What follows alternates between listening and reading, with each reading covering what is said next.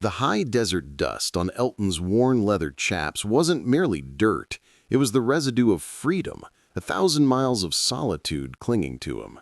He was a creature of vast, empty spaces, uncomfortable with walls and certainties. His entire identity was forged in motion. His life was defined by the relentless, seasonal migration of livestock across unforgiving terrain, where the only boundaries were the next barbed wire fence and the shifting weather. He rode into the small timber town of Pine Ridge once a month, exchanging the deafening, crystalline silence of the prairie for the muffled, humid, and complex roar of the mountain woods. Every time, the rich, powerful, almost intoxicating scent of pine sap, fresh-cut resin, and wood smoke hit him first, washing over the subtle, metallic tang of the road. It wasn't the smell of the general store or the stable he noticed. It was the raw, primal, unforgettable scent of Ceasar, a man who smelled like absolute, unquestionable permanence, like the earth itself. Elton was lean, all flexible whipcord muscle and hard-earned grace, his body a result of endless days in the saddle, reacting instantly to every shift in the wind or the horse's mood, conserving energy through efficiency. He was a silhouette carved by years of relentless wind and scorching sun, his face bearing the fine lines of constant squinting against the horizon's glare. His movements were quick, economical, and predatory, born of necessity and survival. He was a man who never stayed in one place too long, driven by an internal compass pointing only toward the next horizon, convinced that anything tied down would eventually break or leave him behind. He was adjusting a faulty saddle strap outside the dusty general store, his silver spurs catching the sunlight and jingling a restless tune, when the ground beneath his worn boots began to tremble, not with a geological event, but with the approach of a deliberate, immense mechanical force. Ceasar emerged from the dense forest road, driving a logging truck piled impossibly high with cedar and Douglas fir, its immense diesel engine groaning in protest against its unbelievable swaying load. Ceasar was an anchor, a man built like the ancient trees he felled, broad, impossibly immovable, and deeply rooted in the heavy green shadows of the mountain woods. His presence commanded the very air around him. He seemed to absorb sound and light, creating his own pocket of gravitational stability. His faded plaid shirt was habitually ripped or rolled high at the sleeves, revealing forearms like twin pieces of ironwood, scarred, tanned, and massive, thick with the power to wrestle trees and machinery. He moved with a slow, powerful, purposeful grace that belied the violence of his profession. Every step calculated to bear weight. His thick, dark beard was permanently dusted with fine wood shavings, giving him the appearance of a rugged, benevolent earth deity, slightly dusted with golden glitter from the sawdust. His boots were always heavy, always planted, suggesting an unwillingness to be uprooted. Their eyes met across the gulf of the dusty street, blue sky reflecting in Elton's pupils against the deep forest shade of Ceasar's. Elton, whose reputation for emotional distance was as established as his skill with a lariat, let his professional mask drop entirely. He offered a slow, deliberate grin that was less a greeting and more a declaration, a challenge thrown across the dust that asked, "Do you dare to try and hold me? Do you dare to risk the effort of building something with a man who may not stay?" Ceasar, used to keeping the world at arm's length with his sheer physical size and reserved nature, felt a strange, terrifying shift in his internal gravity, as if the mountain itself was tilting toward this solitary cowboy. The raw, open vulnerability in the cowboy's expression, something daring him to look closer, daring him to risk touching, pulled him like a massive tree falling toward its precise, intended undercut, an action that could not be stopped once begun. Ceasar cut the engine, and the sudden quiet was heavy with unspoken words, strained by the proximity of the two powerful, isolated men. He unfolded himself from the cab, his movements stiff from hours of driving. his legs needing to remember how to stand still and address a person rather than a machine. "Need help with that?" Caesar's voice was a low, earthy rumble, usually reserved for giving orders to heavy machinery or roaring across a mountainside to warn his crew of a falling timber. The volume was unnecessary, but Caesar rarely spoke softly. Elton didn't look away, his dark eyes holding the lumberjack's gaze with unnerving focus, cataloging the subtle differences in the man's expression, the tired lines around the eyes, the tension in the jaw, the unexpected kindness lingering there. He gave Jasper, his sturdy mount, an affectionate pat. "He's fine, just checking the tack. Didn't want to lose him to all this civilization. He prefers rattlesnakes to crowds, same as me. Too much noise. Too many eyes." He was referring to the curious townsfolk now watching the two titans of their respective industries meet, a spectacle that was causing more chatter than a summer church picnic. Caesar huffed a laugh, a rare sound of surprising depth and lightness that momentarily smoothed the rough edges of his face. "Pine Ridge is hardly a threat, Cowboy. We're about as gentle as a badger with a sore tooth and a hangover. Mostly just quiet folks trying to carve out a living beneath the pines." He paused, his gaze sweeping over Elton's lean frame, assessing him like a new piece of equipment he was considering acquiring. "You look like you're trying to outrun your shadow, or maybe just bored of it." "Only if it stops moving," Elton replied, the challenge still hanging in the air, his tone sharp. "Stasis is death to a man like me. I need the movement. It keeps the past in the distance." The line was drawn sharply in the dusty street, and the handful of townsfolk who witnessed the exchange held their breath.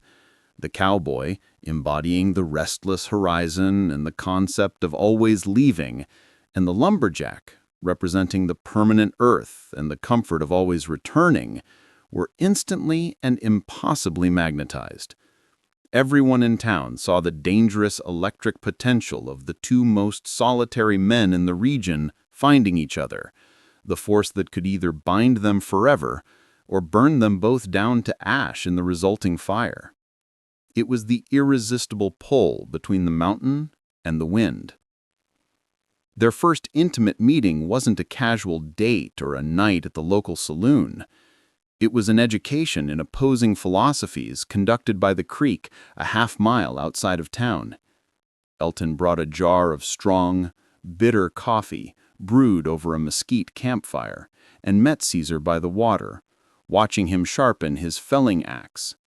The rhythmic hiss-shink of steel against stone was hypnotic, the sound of commitment to detail, a deliberate counterpoint to the quiet, impatient click-click of Elton's spurs and the occasional anxious shift of his weight, signs of his discomfort with sitting still. "This is meditation," Caesar explained, his huge hands manipulating the stone with shocking delicacy, the concentration absolute, his eyes hooded in focus. He didn't just sharpen the steel, he poured his focus into it. "Everything I do has to be clean, deliberate. A tree that falls wrong can take out the whole mountain, kill the crew, or crush the equipment. There's no room for mistakes. The margin for error is inches, determined by years of geometry, knowing where the heart of the wood lies." His work was about calculating risk and minimizing chaos through meticulous physical planning. "And a steer that turns wrong can take out the whole herd, stampede the night away, or leave you stranded 20 miles from water," Elton countered, leaning back against a cool, smooth stump, feeling the familiar tension return to his own spine. "My work is about speed and correction, reaction and instinct, constant movement. If you stop, you get run over. You have to adapt instantly to the unexpected shift. I only slow down when I sleep, and sometimes not even then. I trust movement more than stillness, because movement is honest.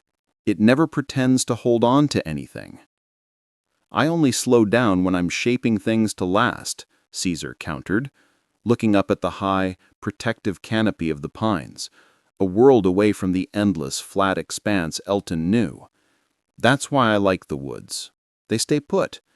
They'll be here long after I'm gone, a monument to the work, a steady presence." His work was about leaving something solid behind that could shelter others. "And that's why I like the prairie," Elton murmured, meeting his gaze with a surprising intensity, a hint of desperation in his voice that belied his usual cool exterior. "Because nothing stays put. Not even the sun.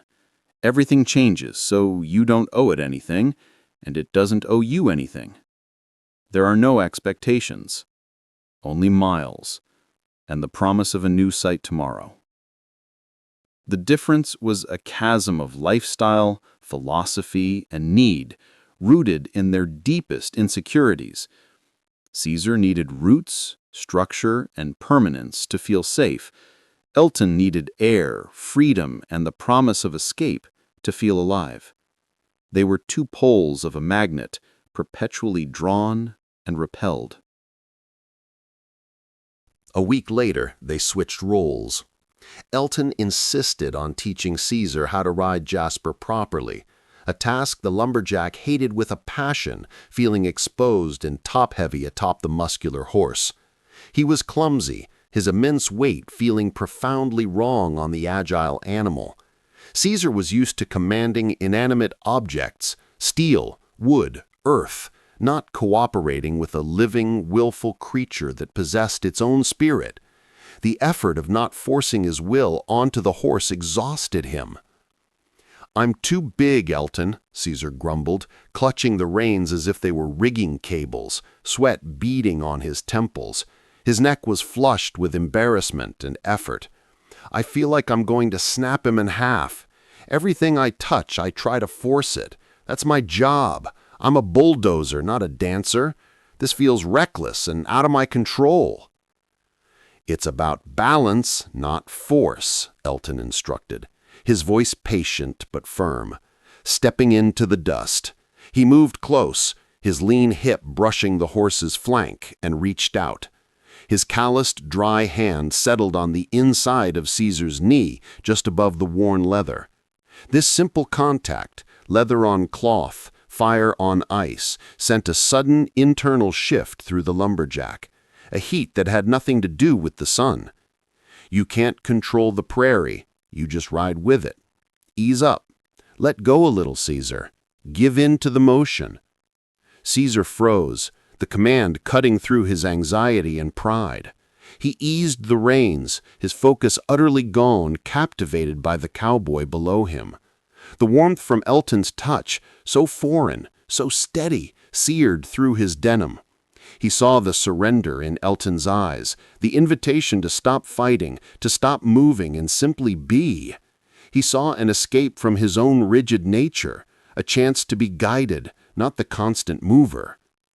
Elton saw the quiet, powerful man letting go of his control, recognizing the terrifying leap of faith that this stillness represented for Ceasar, who measured his life by the weight he could lift. Elton shifted, stepping completely out of the dust and into Ceasar's immediate space, crowding him against the horse. He reached up, the action surprisingly tender for a man who prized freedom, and cupped the back of Ceasar's massive neck, pulling him down and closing the necessary, yearning gap between them. The kiss was immediate, overwhelming, and utterly tender, a collision of cedar, saddle leather, and months of denied, lonely need. It tasted like bitter coffee and pine tar, like dust and deep, cool water, a flavor that spoke of two worlds mixing perfectly. Ceasar's hand instinctively left the reins and found purchase around Elton's waist, holding the lighter man steady against the horse's hot flank. It was a long, deep kiss of two isolated men finally realizing their perfect, necessary antidote. They kissed until the tension and the uncertainty ran out, leaving them lightheaded and stunned by the sheer magnetic force of their collision. Elton finally pulled back, resting his forehead against Caesar's chest, both breathing hard, Jasper side-eyeing the sudden drama with profound equine disapproval. "You can't control the prairie," Elton murmured, his voice now a raspy confession, his lips stinging. "But you can sure as hell ride the storm you make, especially if you have someone holding on."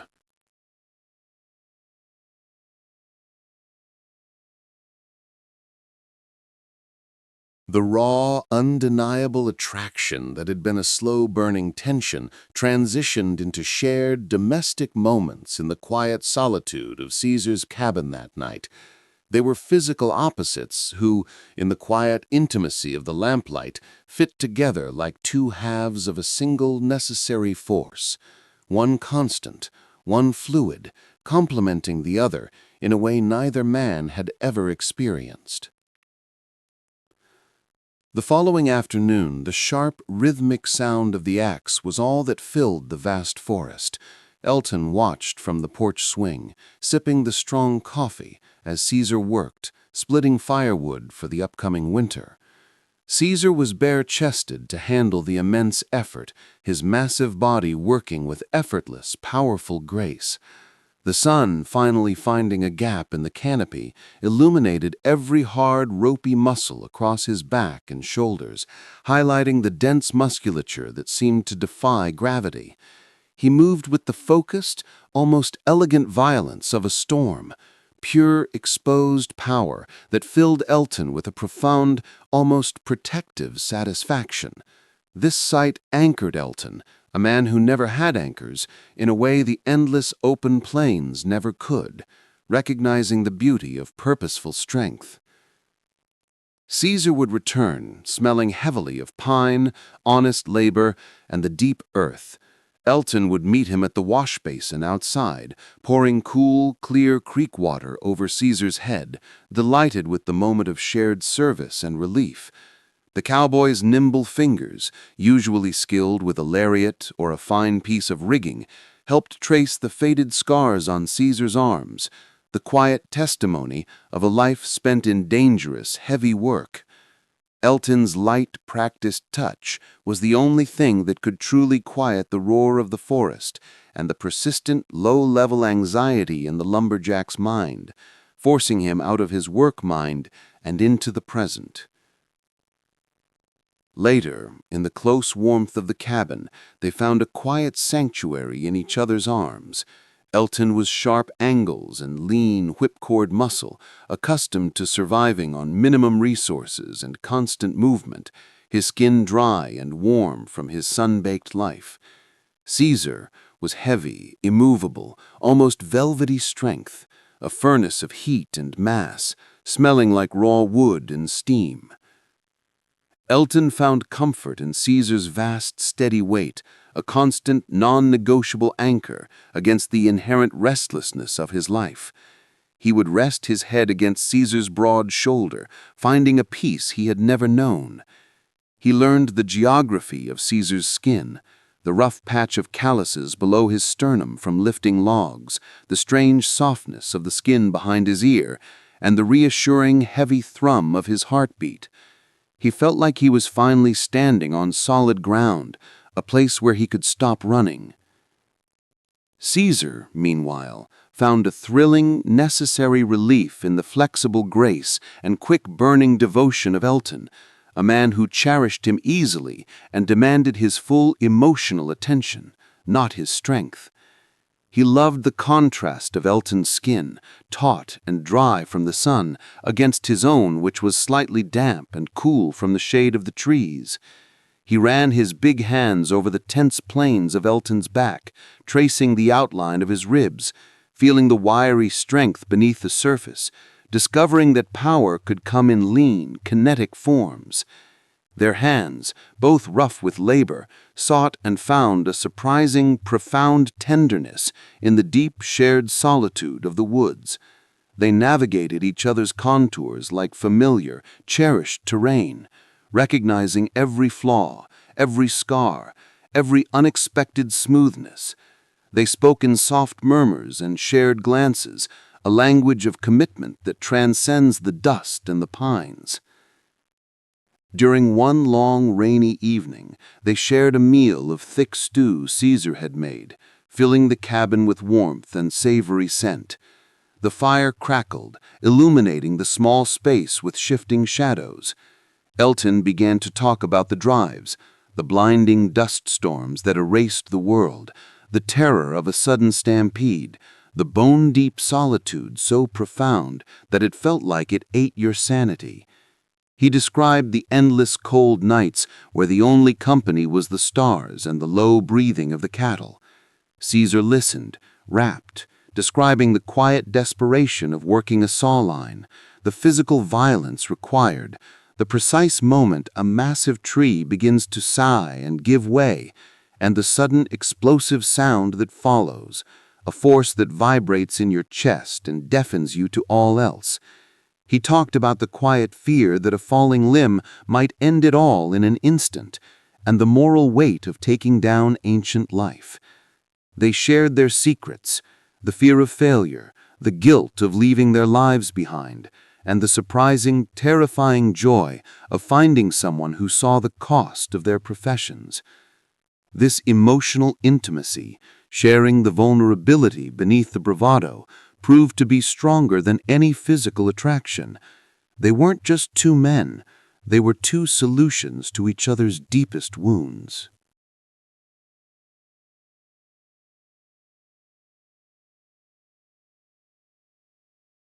As months passed, their relationship evolved into a beautiful, functional blend of their two contrasting lives.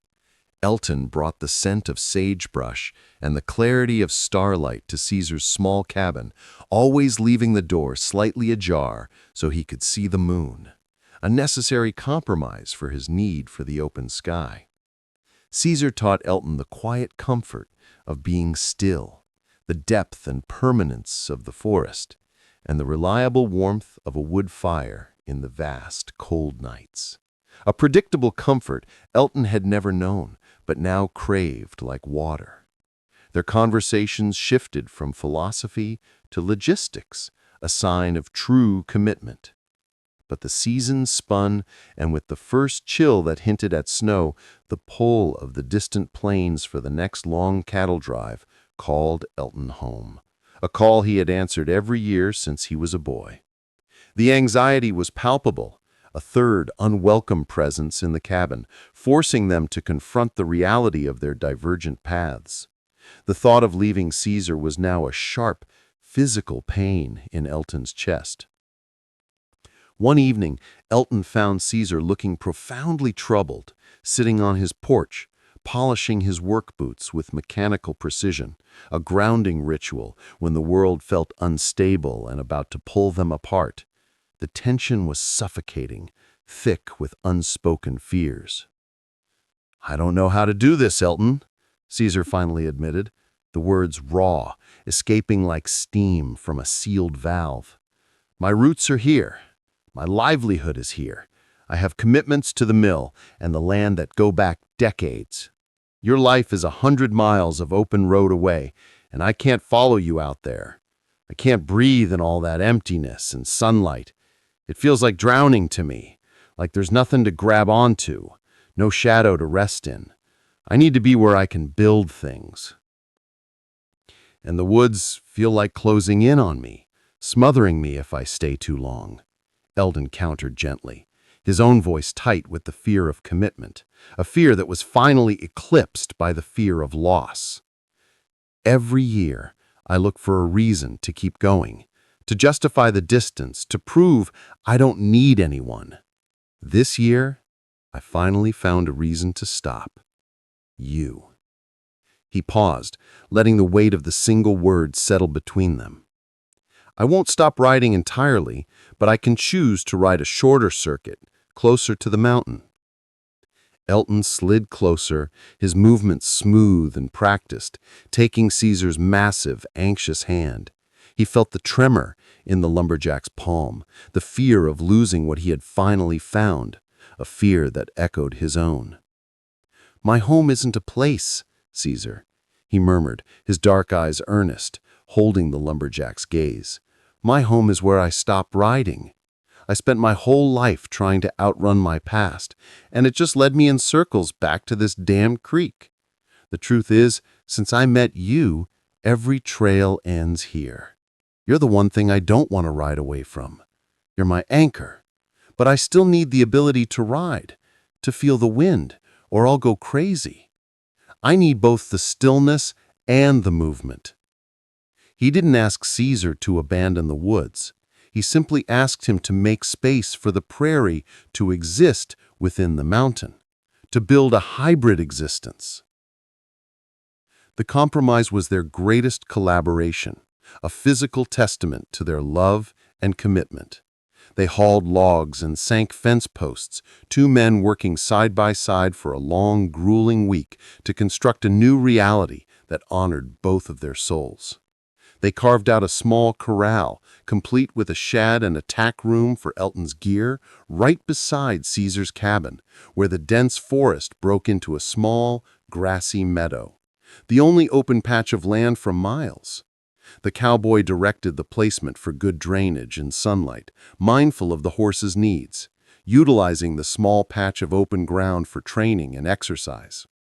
The lumberjack provided the brute, unshakable strength to build the structure with a permanence that defied the passing seasons, sinking the posts 3 feet deeper than necessary and using only the highest quality, rot-resistant wood.